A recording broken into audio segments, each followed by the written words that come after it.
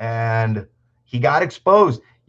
You're always going to get exposed. Okay. Every bad preacher out there is going to get exposed. I think especially too, if you're involved in a good church, and even if you're saved, I think you're especially going to get exposed. I think the only ones that are going to get away with possibly maybe never getting exposed and never busted are the lost ones, because they get hell. So you get like your punishment here on earth, right? If you're saved. So if you're unsaved, you might get away with it, but you get to go to hell. Okay.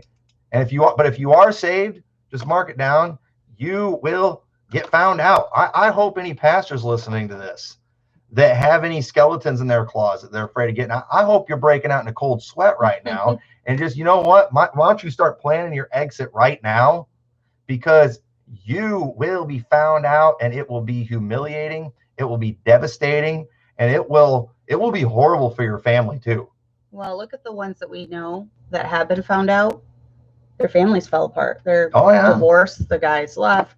The woman, prison time. I mean, maybe if you just, do the right thing and just, it just lines up with what happens in the Bible and say people do horrible sins. If you admit you're a fraud and just bow out gracefully, you might actually salvage your family. Yeah. But if you, keep this going, you're just going to damage them even more, and your fall is going to be even harder when it comes. Okay. And when you get humiliated by your child, that's not the time to blow up and create a scene. That's the time to calm down and go home and reflect and say, you know what, we need to have a training session. Yeah, exactly. and that, because and I remember watching the way he handled that, and I was actually impressed by that, because that was more impressive than just the dad who blows his top and picks up the kid and runs off with him, spanking him. Right. And, yeah, that would have been more humiliating. Right, and then making the kid go back and do a big apology. And he did make his son do an apology, but it wasn't dramatic. Right. The kid wasn't crying. I was very impressed with how he handled that situation. And said it, a lot of time has passed since then. It'd be interesting to see how those kids end up turning out with stuff, and hopefully they don't grow up hating their dad. And your kids are going to do embarrassing things sometimes, and it's like some people just can't stand that, because somebody might not, my kid's going to expose me and show that I'm not qualified. Everybody's kids do dumb stuff. Everyone sometimes. knows every our kids parent are rotten here in this church. Everybody, every parent is going to get embarrassed. Yeah. And if you get embarrassed, that's not your time to blow your top. That's it. And then take it out on your kid. That's time for you to just reflect. And it's like, all right, we got some work to do. When you've been around as long as I have, you don't believe, be not deceived, God is not mocked. Whatsoever man soweth, that shall also reap. You don't believe it by faith. You've seen it. You know it from experience. Over and over again. And just everyone gets exposed that needs to get exposed. So, unless maybe if you're lost, then you might get away with it and go to hell. What about those that are going around trying to expose good people that have nothing to be exposed about? They're just drawing attention to themselves. That's all there is to it. They're drawing attention to themselves, and it's just like, hey, we're going to find out too. Because again, too, it's like the best parents in the world are people who don't have any kids. Yeah. Hey, listen, you single punks out there that want to run your mouth about raising kids, we're all going to find out, how good of a parent you really are one of these days when you have kids. Not even when they're little.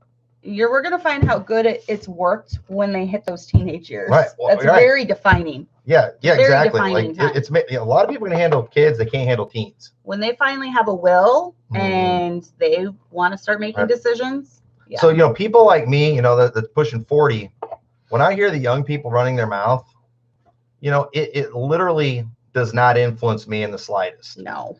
Because of the fact that I've been around, and I don't even say we'll see. No, I've seen.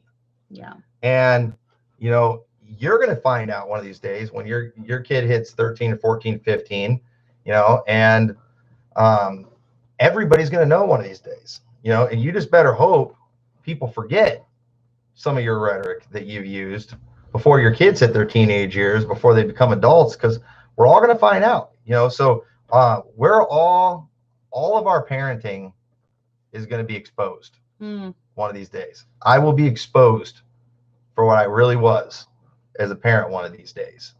And it could be a good thing. It could be a bad thing. The truth will be revealed. Truth always prevails. The truth is always revealed. And so, you know, I'm not influenced in the slightest by the young mouths. I'm often entertained by them. And if and I'm not petty enough and pathetic enough to do this, because I don't feel like saving videos for 20 years, but it's like, I just like to screenshot some of these posts or just some of these videos and just save them. And then like 20 years from now, all right, let's see if this guy knew what he was talking about.